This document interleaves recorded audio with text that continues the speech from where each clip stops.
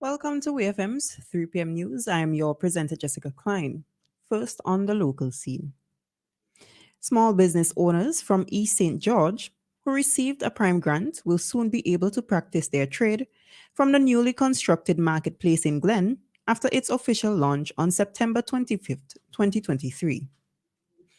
The marketplace facility is the product of a government funded effort to provide a suitable market space for persons who won prime grants to begin or develop their businesses. The newly built complex consists of 3 building blocks with 6 stores each, as well as toilet and shower facilities. The official launch ceremony, which is scheduled to begin at 3 p.m. on September 25th, will see addresses from Prime Minister Dr. Ralph Gonsalves, Minister of Finance Camilo Gonsalves, and Transport and Physical Planning Minister Montgomery Daniel.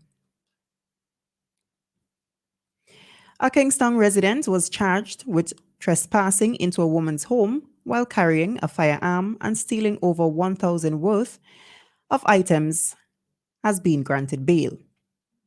Colwyn McDowell appeared at the Kingston Magistrate Court before Magistrate John Bala on Monday, September 18th for his arraignment, but was not required to plead to any charges as they are indictable. He was charged that on August 8th, 2023, he trespassed into the dwelling house of Keisha McDowell of Glen and had with him a firearm. Reports stated that McDowell was already on bail for another offense in the sum of $3,000 with one surety, which prosecutor Colleen Samuel requested to be increased. Magistrate Bala ordered that the bail continue in relation to the 2 recent offenses and that he should have no contact with Keisha. However, there was no one to sign the bail bond for McDowell and he was remanded into custody. The matter was transferred to the Serious Offences Court for hearing yesterday, Tuesday 19th September 2023.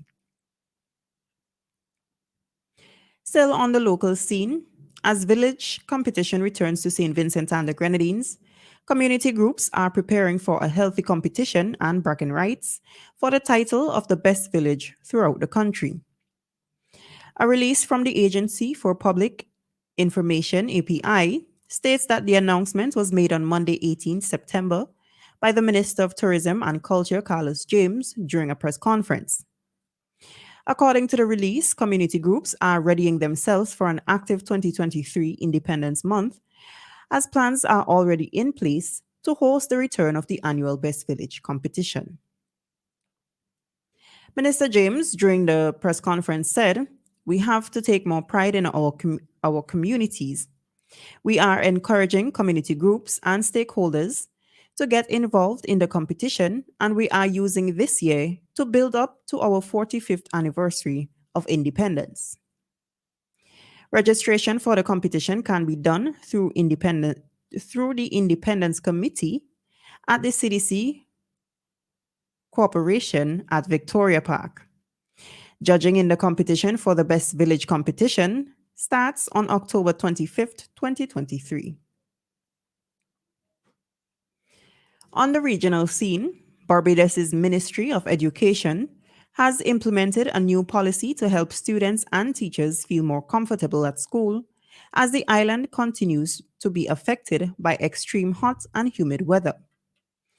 The Chief Education Officer, Dr. Ramona Archer Bradshaw, made the announcement on Monday, 5th September, following a tour of the St. Stephen's Primary School in St. Michael.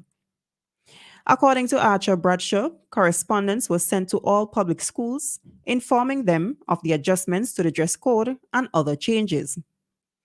The education officer disclosed that the ministry spoke about letting children drink water frequently throughout the day, allowing them to access classes outdoors in shady areas, and allowing them to wear their games clothes from time to time, or a white plain t-shirt along with their game pants. As it relates to the preparedness of the public schools to resume classes, Archer Bradshaw, along with the acting director of Barbados' Educational Technical Management Unit, Francisco Miller, said they were pleased with the work that was done. Martel Hermit, a 33-year-old taxi operator of Jamaica, has been charged with rape after allegedly sexually assaulting a female passenger in April 2023. Reports state that an argument between Hermit and the woman developed while traveling and he stopped the vehicle. He brought the woman to another location, rendered her unconscious, and sexually assaulted her. Following the incident, a report was made to the police. Martel Hermit, also known as Juju of Palmetto Grove, St. Catherine, turned himself in to the police on Monday, September 18th, where he was charged for the offense. Finally, on the international scene, a 1-year-old child has died, and 3 others were admitted to the hospital after inhaling fentanyl, which was hidden in the nap room of a nursery they attend in New York. Nicholas Dominici, who had been at the nursery for just 1 week, died of a suspected drug overdose on Friday, according to police. Drug conspiracy and murder charges have been filed against 2 people. It is believed by law enforcement officials that the children, ranging in age from 8 months to 2 years old, inhaled fentanyl at the nursery in the Bronx. 3 children were given Narcan, an emergency medication used to reverse opioid overdoses. Searches of the nursery led to the discovery of 1 kilo of fentanyl that was hidden underneath a mat where the children had been sleeping, and 3 presses used to package kilos of drugs.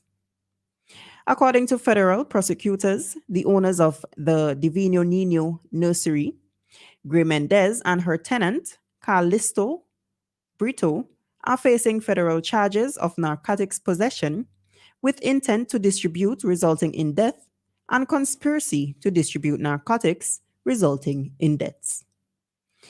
This has been WEFM's 3 p.m. news. I have been your presenter, Jessica Klein. Join us again at 5:30 p.m. for WEFM's evening news, and we thank you for listening.